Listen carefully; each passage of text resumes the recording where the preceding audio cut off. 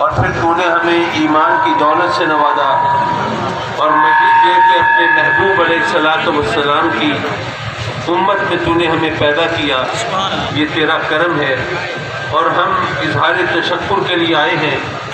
اور یہ بات ذہن میں رکھیے کہ اس وقت ساری دنیا میں اگر کسی اور مذہب کے ماننے والوں کے لیے کوئی آزمائش نہیں، کسی اور مذہب کے مقدس ہستیوں کے بارے میں کوئی اختلاف نہیں، ان پر کوئی توہین نہیں، ان کے مقدس مقامات یا ان کی مقدس چیزوں کے لیے لوگوں کی طرف سے، دنیا کی طاقتوں کی طرف سے کوئی منفی انداز نہیں، یہ صرف مسلمانوں کے لیے اور اسلام کے لیے ہے۔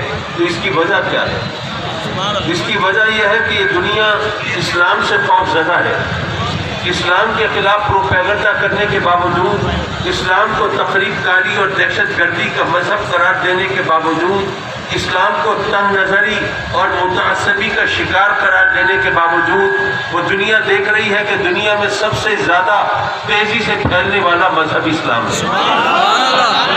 کوئی ہنری کلنٹن نے کہا تھا کہ اسلام از دا فاسٹسٹ گروئنگ ریلیجن ان امریکہ، اور آج صرف امریکہ کی بات نہیں، آج ساری دنیا کی بات ہے کہ اسلام کی صداقت اور سچائی یہ منہ بولتا ثبوت ہے۔ اب ایسے میں آپ نے کبھی سوچا کہ چلیے باقی مذہبوں کو چھوڑ دیجیے، لیکن ہندو مذہب جس میں جانوروں کی پوجا کی جاتی ہے، جس میں بندر بھی ان کا دیوتا ہے، جہاں ہاتھی اگنیش دیوتا ہے، جہاں پر سانپ ان کا ناگ دیوتا ہے، جہاں وہاں پر 35 لاکھ دیوی دیوتاؤں کی پوجا ہوتی ہے، ان کا کوئی مذاق نہیں اڑاتا۔ لیکن اسلام جہاں پر توحید کا علم ہے، جہاں پر لوگ اس قسم کی صورتحال پیدا کرتے ہیں، اب ہم دیکھتے ہیں کہ اسلام کے خلاف ساری دنیا اکٹھی ہو رہی ہے۔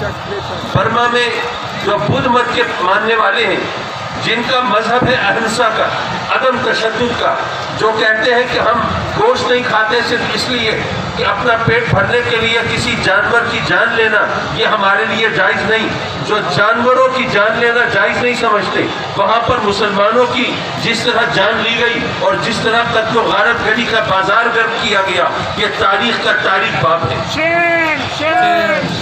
میں بتانا یہ چاہتا تھا کہ جب آقا کریم صلی اللہ علیہ وسلم نے ایک وقت فرمایا تھا کہ یہ دنیا، یہ کفر جو ہے ایک ملت واحدہ ہے، تو ممکن ہے اس وقت لوگ ہنسے ہو کہ دیکھو یہ مٹھی بھر جماعت ہے، مدینے کی چھوٹی سی ریاست ہے، یہ کہتے ہیں کہ کفر ایک طرف ہے، اسلام ایک طرف ہے، ساری دنیا ایک طرف ہے اور مسلمان ایک طرف ہے، ان کو اپنا کتنا غرور ہے اور کتنی غلط فہمی ہے۔ ممکن ہے لوگوں نے اس وقت مذاق اڑایا ہو، لیکن آج میرے آقا کریم صلی اللہ علیہ وسلم کا فرمان اپنی پوری صداقت کے ساتھ نکھر کر سامنے آیا ہے کہ ساری دنیا ایک طرف ہے، اسلام ایک طرف ہے۔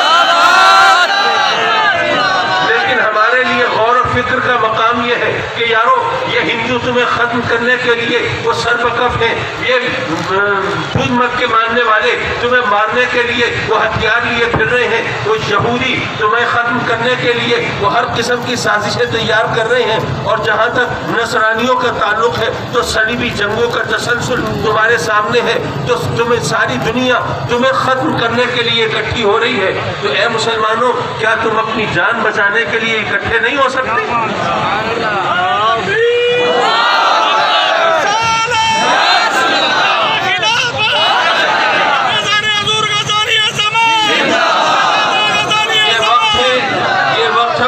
مسلمہ کو اتحاد و اتفاق کی دعوت دینے کا۔ میں تسلیم کرتا ہوں کہ یہ کوئی لمبی چوڑی تقریر کا وقت نہیں، لیکن ایک بات بہت غور سے سنیے۔ میرے آقا کریم صلی اللہ علیہ وسلم نے فرمایا تھا کہ مسلمان ایک جسم کی مانند ہے۔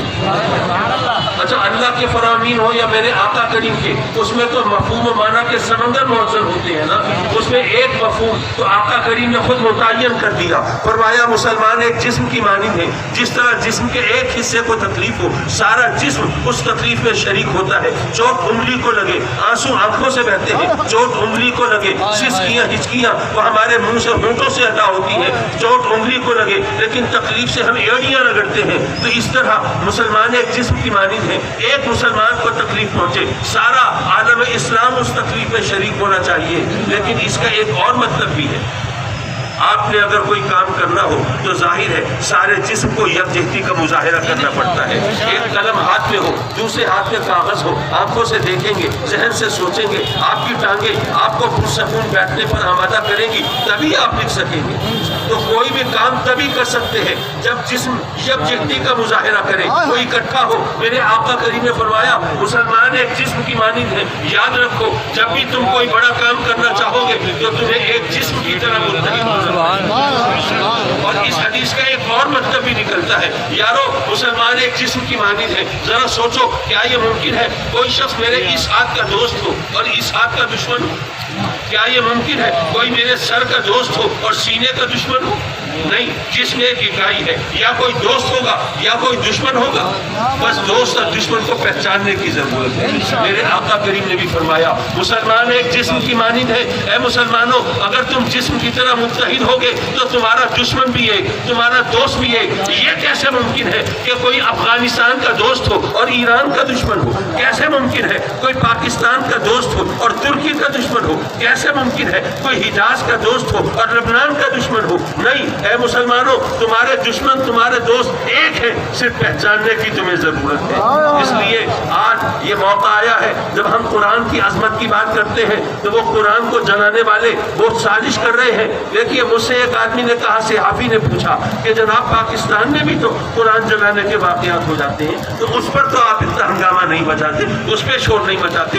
میں نے کہا یہاں پہ کوئی قرآن کو نظر آتش کرتا ہے، بے شک وہ غلط کرتا ہے، لیکن وہ توہین کی نیت سے نہیں کرتا، وہ تو غلط فہمی کی وجہ سے کرتا ہے. اس پر بھی ہم بے حرمتی کا فتویٰ لگا کے اس کے خلاف بھی احتجاج کرتے ہیں. لیکن سویڈن کے اندر جو کچھ ہو رہا ہے وہ دراصل اسلام دشمنی کی وجہ سے ہو رہا ہے. عدالتوں سے وہ منظوریاں لے کے آتے ہیں جناب ہمیں تحفظ فراہم کیا جائے. ہم قرآن کو نظر آتش کرنا چاہتے ہیں، اس کو تحفظ دیا جاتا ہے. تو اس کا مطلب یہ ہوا کہ وہ دنیا کے امن کو تباہ کرنا چاہتے ہیں اور پاکستان مسلمانوں پر وہ دہشت گردی کا لیبل لگانا چاہتے ہیں. اب یہ ہمارا کام ہے، یہ جم غفیر ہے، لیکن انہوں نے ہاتھوں میں پتھر نہیں اٹھائے ہوئے، انہوں نے ہتھیار نہیں اٹھائے ہوئے، یہ گولیاں نہیں برساتے، یہ خون کی زبان میں بات نہیں کرتے، یہ محبت کے دعوے دار ہیں. یہ کہتے ہیں ہمارا ساری دنیا کے لیے پیغام محبت ہے، تو پھر ہمارے طرف تم نفرتوں کی بوچھاڑ کیوں کرتے ہو؟ حضرات مکرم یہ عظیم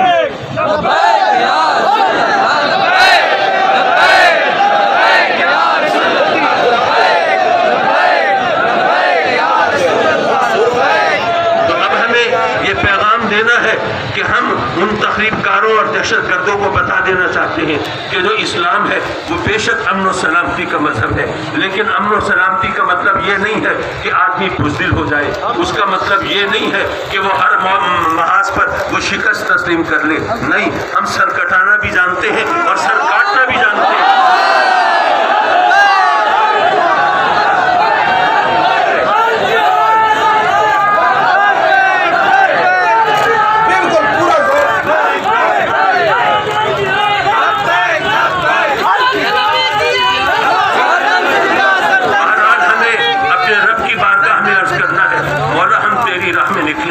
تیری مدد چاہیے مولا، تیرا کرم چاہیے، تیری رحمتیں چاہیے، تیری طرف سے رہنمائی چاہیے مولا. ہم کچھ نہیں ہیں لیکن اگر تیری مدد شامل حال ہوگی تو ہم سب کچھ ہیں اور دنیا کو ہم مکیل ڈالنے کی طاقت بھی رکھتے ہیں.